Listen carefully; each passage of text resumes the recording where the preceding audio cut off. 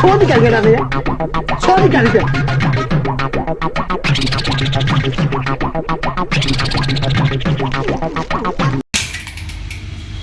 ஆயிலா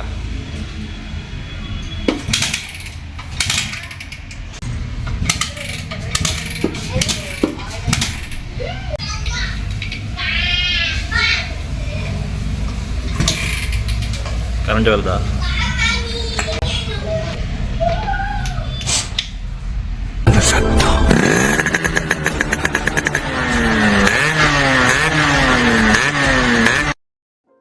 welcome back. So எல்லாரும் எப்படி இருக்கீங்க? எல்லாம் நல்லா இருக்கீங்கன்னு நினைக்கிறேன்.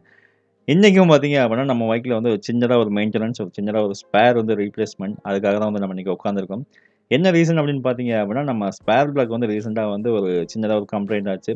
அதுக்கு காரணம் என்னன்னு தெரியல. பட் இருந்தாலும் ஸோ ஒரு 2500 கிலோமீட்டர் வந்து கிட்ட ஓடிருச்சு. நம்ம ஒரு 2500 டு 3000க்குள்ளே வந்து நம்ம ஒரு ரெகுலர் மெயின்டெனன்ஸ் பண்ணிட்டா பெட்டராக இருக்குன்னு சொல்லி தோணுச்சு. அதுக்கு ஏற்ற மாதிரி வந்து பார்த்தீங்க அப்படின்னா, இப்போ ரீசெண்டாக வந்து இந்த பைக்கில் வந்து நம்ம ரன்னிங்கில் போகும்போது அடிச்சு போகிற மாதிரி ஒரு ஃபீல் ஆச்சு.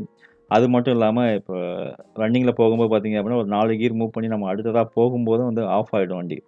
மறுபடியும் ஐடியலில் ஸ்டார்ட் பண்ணோம்னா ஐடியலில் நல்லாயிருக்கும். எகெயின் வந்து ஆஃப் ஆகிடும். சரி, என்ன கம்ப்ளைண்ட் அப்படின்னு சொல்லி நம்ம செக் பண்ணும்போது பார்த்தீங்க அப்படின்னா, ஸ்பார்க் பிளக் வந்து கம்ப்ளைண்ட்டாக இருக்குன்னு சொல்லி நமக்கு மெக்கானிக் சைட்லேருந்து சொல்லியிருந்தாங்க. அதனால ஏற்கனவே வந்து ஸ்பார்க் பிளக் நம்ம என்ன பண்ணியிருந்தோம், கழட்டி நம்ம ஏற்கனவே கிளீன் பண்ணி அட்ஜஸ்ட் பண்ணி அந்த சென்டர் நாப் வந்து கொஞ்சம் ஸ்பேஸ் அதிகமாகிடுச்சுன்னு சொல்லியிருந்தாங்க. அதனால அட்ஜஸ்ட் பண்ணி போட்டிருந்தோம். பட் இருந்தாலும் இந்த டைம் டோட்டலாக வந்து ஸ்டார்ட் ஆகாததால அப்பா வந்து ஸ்பார்க் பிளக்கை மாற்றிடலாம் அப்படின்னு சொல்லிட்டு ஃபுல்லாகவே கழட்டிட்டாரு. கழட்டி பார்த்தோம் அப்படின்னு பார்த்தீங்க அப்படின்னா, ஃபுல்லாக வந்து எகெயின் வந்து ஆயில் ஏறி அந்த ஸ்பேஸ் வந்து நமக்கு அந்தளவுக்கு சாட்டிஸ்ஃபைடு, அந்த பர்ஃபார்மன்ஸ் வந்து நமக்கு அந்தளவுக்கு பர்ஃபெக்டாக இல்லை. அதனால என்ன பண்ணோம், நம்ம புதுசாகவே மாற்றிடலான்னு சொல்லிட்டு நான் என்ஜிகே பிராண்ட் வந்து வாங்கிட்டு வந்து கொடுத்துருந்தேன் அப்பாட்ட. ஸ்பார்க் பிளக்கை ஃபுல்லாக கழட்டினதுக்கப்புறம் பார்த்தீங்க அப்படின்னா, அப்பா வந்து அந்த பிஸ்டனுக்கு உள்ளே இருக்க அந்த ஆயில்லாம் வந்து ஃபுல்லாக க்ளீன் பண்ணுறாரு. நம்ம டியூட்டி ஆயில் வந்து செப்பரேட்டாக மெயின்டைன் பண்ணுறதால, நமக்கு ரேஸ் பண்ணும்போது அந்த ஆயில் வந்து உள்ளே இன்ஜெக்ட் ஆகும். ஸோ இன்ஜெக்ட் ஆகும்போது பார்த்தீங்க அப்படின்னா, அந்த ஸ்பார்க் பிளக் ஃபுல்லாக சுற்றி வந்து ஆயிலேருந்து ஏறிடுது. அதனால் வந்து பார்த்தீங்க அப்படின்னா, நமக்கு ஃபயரிங் வந்து கொஞ்சம் ஸ்லோவாக தான் இருக்கும். ஸோ அதனால் வந்து ஃபுல்லாக க்ளீன் பண்ணிவிட்டு, அதே ஸ்பார்க் பிளக்கில் நமக்கு பவர் சப்ளை வருதான்னு சொல்லிட்டு அப்பா செக் பண்ணுறேன் அப்படின்னு சொல்லியிருந்தாரு. ஸோ ஃபுல்லாக அந்த இதை க்ளீன் பண்ணிட்டு போட்டு அந்த இதில் வந்து நம்ம கிக்கரை புஷ் பண்ணும்போது பார்த்தீங்க அப்படின்னா நமக்கு பவர் சப்ளை கிடைக்கும். ஸோ பவர் சப்ளை வந்து நல்லாவே இருக்குன்னு சொல்லியிருந்தாரு. அதை ஃபுல்லாக கழட்டி எடுத்துட்டு புதுசாக நான் வாங்கிட்டு வந்து கொடுத்தேன் என்ஜிகே பிராண்ட். ஸோ என்ஜிகே வந்து நல்லாயிருக்குன்னு சொல்லி நமக்கு மெக்கானிக்ஸ் நிறைய சொல்லியிருந்தாங்க. அதனால் நான் அதே வாங்கிட்டு வந்து கொடுத்துட்டேன். அது கிடைக்கல அப்படின்னா நம்ம மைக்கை வாங்கி போட்டுக்கலாம். இதோட காஸ்ட் வந்து பார்த்தீங்க அப்படின்னா அரௌண்ட் 140 சொல்லியிருந்தாங்க. பட் ஆனால் நமக்கு ஷாப்பில் வந்து 120 அந்த மாதிரி தான் கொடுத்துருந்தாங்க. அது ஃபுல்லாக போட்டு உட்கார வச்சிட்டாரு. பட் போடும்போது பார்த்தீங்க அப்படின்னா, அந்த நாப வந்து மேலே இருக்கிற நாப வந்து கழட்டாம விட்டாரு. அந்த ஸ்பார்க் பிளக்ல. இருந்தாலும் அத அப்படியே போட்டுட்டு உள்ள செட் பண்ணிட்டு ஸ்டார்ட் பண்ணி பார்க்கலான்னு சொல்லிட்டு போட்டாரு.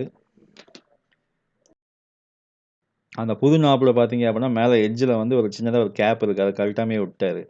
பட் இருந்தாலும் பழைய நாப் எடுத்து செக் பண்றாரு. அந்த நாப்ல வந்து உள்ள எதுவும் இல்ல. பட் சிட்டிங் வந்து கரெக்ட்டா உட்காரல அப்படின்னு சொல்லியிருந்தாரு. இருந்தாலும் சரி வச்சு ஜஸ்ட் போடுங்க.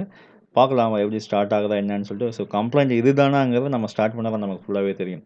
ஸோ ஃபுல்லா போட்டு லைட்டா மேல அப்படியே லைட்டா உட்கார வைக்கிறார். பட் ஃபுல்லா உட்காரல. இருந்தாலும் மேலாப்புல உட்கார வச்சுட்டு ஸ்டார்ட் பண்ண ட்ரை பண்ணலாம் அப்படின்னு சொன்னாரு. ஸோ ஸ்டார்ட் பண்ணாரு. சிங்கிள் கிக்ல ஸ்டார்ட் ஆயிடும்னு நினைக்கிறேன். பார்ப்போம்.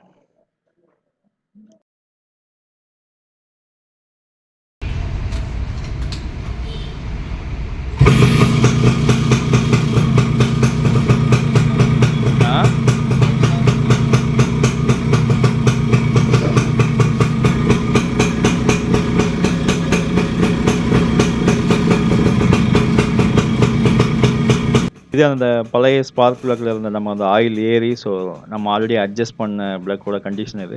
அந்த ஸ்பேஸ் பார்த்தீங்க அப்படின்னா கொஞ்சம் இதாகவே அதிகமாகவே இருக்கும். பட் இதுக்கு முன்னாடி வந்து பார்த்தீங்க அப்படின்னா நம்ம யூஸ் பண்ணி ரெகுலர் கிக் பண்ணுறதால அது ஸ்பேஸ் வந்து குறையுன்னு தான் சொல்லியிருந்தாங்க. பட் இருந்தாலும் செகண்ட் டைம் வந்து பார்த்தீங்க அப்படின்னா வண்டியை ஆஃப் பண்ணிட்டு அவர் அந்த கேப்பை அப்போ தான் செக் பண்ணார். அந்த கேப்பை கழட்டிட்டு மறுபடியும் பிளக்கை உட்கார வச்சுட்டு ஸோ செகண்ட் டைம் ஸ்டார்ட் பண்ணலாம் அப்படின்னு சொல்லிட்டு ஸ்டார்ட் பண்ணார். ஸ்டார்ட் பண்ணப்போ ஸ்டார்ட் ஆகிடுச்சு. ஒன்றும் ப்ராப்ளம் இல்லை. ஸோ எனக்கு வந்து பார்த்தீங்க அப்படின்னா அந்த பழைய ஸ்பார்க் பிளக் கூட ரன்னிங்கில் இருக்கிறத விட புது ஸ்பார்க் பிளக் போட்டதுக்கப்புறம் அதோட அந்த சவுண்டு அந்த பீட் எல்லாமே வந்து கரெக்டாக இருக்க மாதிரி ஃபீல் ஆச்சு. ஸோ நானும் ஒரு 10 நிமிஷத்துக்கு மேலே ஓட விட்டுருந்தேன் வண்டியை. நல்லாவே வந்து சவுண்ட் பீட்டை வந்து வண்டி ஆஃப் ஆகாமல் வந்து ரன்னிங் கண்டிஷனில் இருந்தது.